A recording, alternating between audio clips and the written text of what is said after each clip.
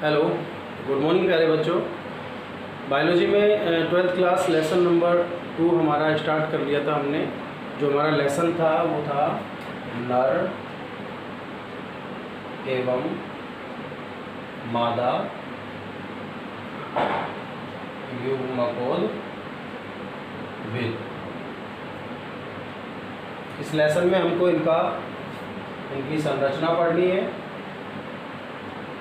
और इनका विकास पढ़ना है, मतलब कैसे ये उत्पन्न होने वाले हैं। ये हमारा चैप्टर नंबर फर्स्ट है 12th बायो का, चैप्टर नंबर सेकंड है। ठीक है, तो इसमें आज हम जो टॉपिक पढ़ने वाले हैं, आज हम जो नर युग्मकोद्भिद के विकास के लिए हमने पुंकेसर की शुरुआत कर दी थी और पुंकेसर के अंदर हमको जो संरचना नज़र आई वो नज़र आई लघु बीजाणु धानी या परागकोश की संरचना। यानी आज हम ये टॉपिक पढ़ने वाले हैं, लघु बीजाणु धानी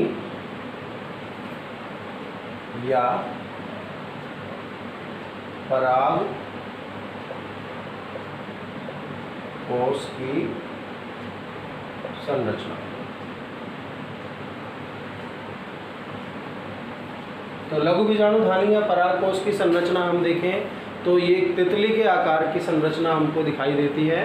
यानी कि इस संरचना को हम बना सकते हैं आसानी से। ये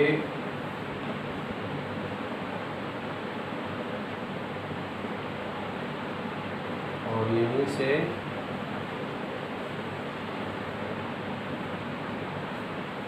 इस तरह की संरचना बन जाती है।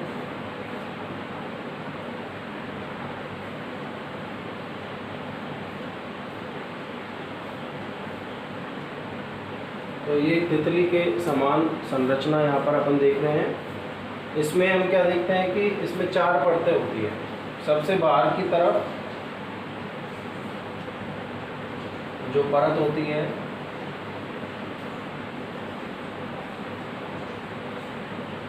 तो जो सबसे बाहर की तरफ परत है,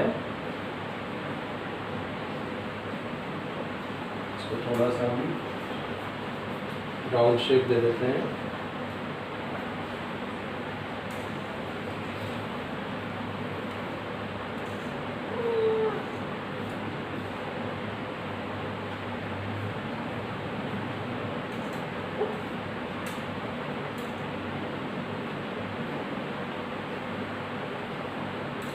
तो सबसे बाहर की तरफ जो हम परत बना रहे हैं,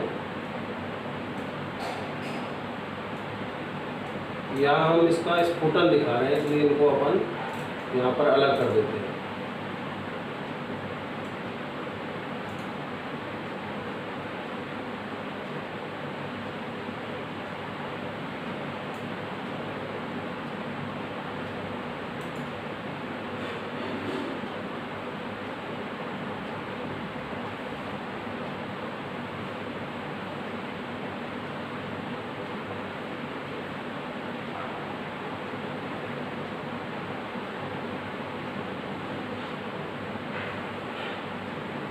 तो अपन डायरेक्ट बनाकर भी आपको डायरेक्ट स्टार्ट कर सकते थे, लेकिन फिर आप कैसे बनाना सीखोगे, इसलिए आपके सामने ये बिल्कुल लाइव जो है वो अपन बना के दिखा रहे हैं। इस तरह से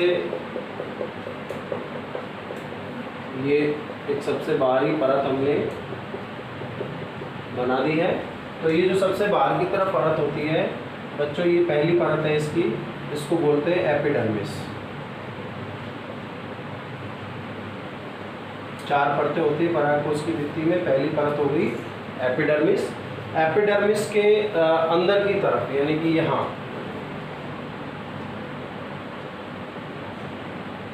एक परत और होती है,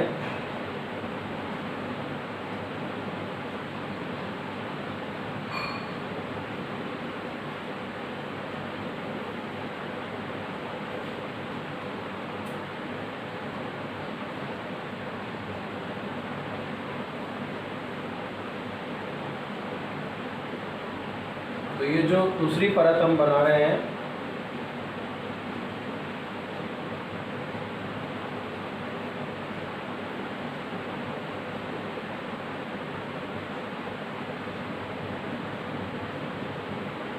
ये एपिडर्मिस के अंदर की तरफ होती है।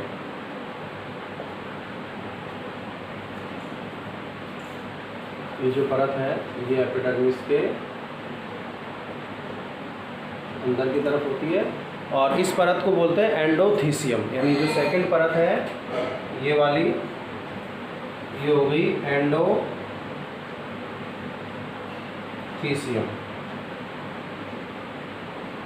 तो दूसरी परत हो गई, यानी दो परतें हो चुकी हैं, एंडोथीसियम और एंडोथीसियम के बाहर की तरफ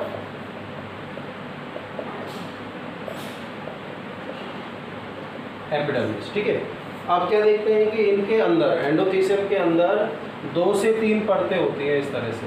ये एक,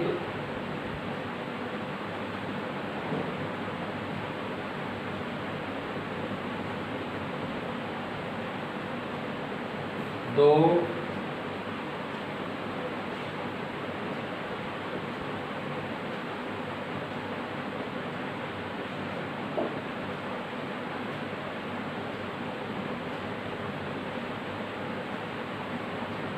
तीन। तो ये जो 2 से 3 परतें होती हैं इनको बोलते हैं मध्य परतें, मध्य परतें। ठीक है, इनकी जो संख्या होती है वो 2 से 3 तक हो सकती है।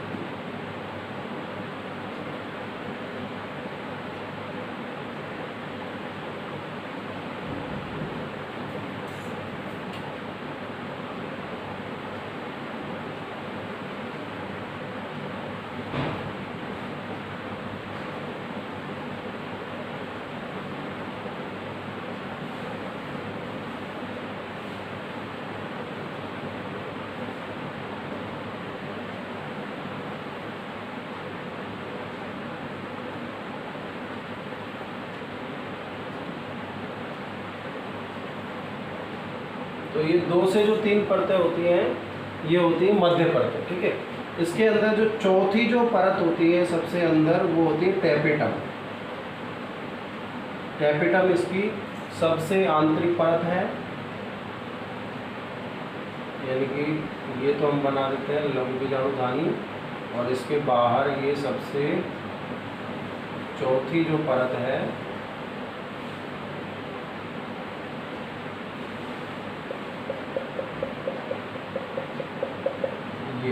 ये जो परत है ये हो गई टेपिटम। ठीक है, यानी कि ये 4 लघु बीजाणुधानियाँ हैं और इनके चारों तरफ जो सबसे बाहरी परत है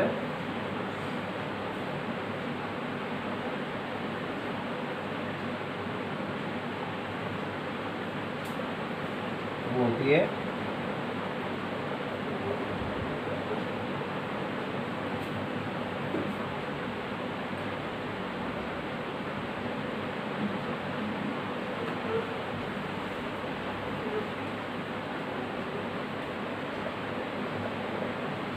तो इनके चारों तरफ जो बाहरी परत होती है सबसे, उसको बोलते हैं टेपिटम। ये लघु बीजाणुधानियों के, जबकि बाहर से अगर अपन देखें तो सबसे बाहर एपिडर्मिस है, फिर एंडोथीसियम है, फिर मध्य परतें और फिर टेपिटम है। इसके अंदर की तरफ ये टेपिटम के अंदर की तरफ ये कोशिकाओं या ऊतकों का जो ये समूह नज़र आ रहा है ये होती है लघु बीजाणु जनन ऊतक है, और इसके अंदर होती है लघु बीजाणु मात्र कोशिकाएं। ठीक है, ये लघु बीजाणु मात्र कोशिकाएं अर्धसूत्री विभाजन द्वारा लघु बीजाणुओं का निर्माण करेगी। ठीक है, तो ये हमने इधर ये लघु बीजाणु जनन ऊतक ये बना दिया। ये इसका वो भाग है जिसको हम योजी कह रहे थे, ये योजी है, जिससे पालियाँ जुड़ी रहती हैं। अब यहाँ अगर अपन देखें तो ये एक्चुअल में ये जो लघु बीजाणु धानियाँ थी, इनके अंदर ये जो लघु बीजाणु मात्र कोशिकाएं थी, इन्होंने लघु बीजाणुओं का निर्माण किया। और लघु बीजाणु जो होते हैं, 4 लघु बीजाणु बनते हैं। एक लघु बीजाणु मात्र कोशिका से 4 लघु बीजाणु बनते हैं। आप सोच रहे हो 3 दिखाई दे रहे हैं,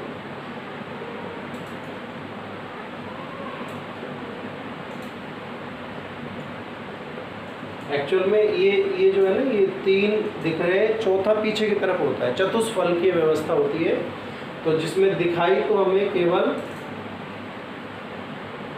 एक तरफ से देखने पर 3 ही दिखाई देंगे।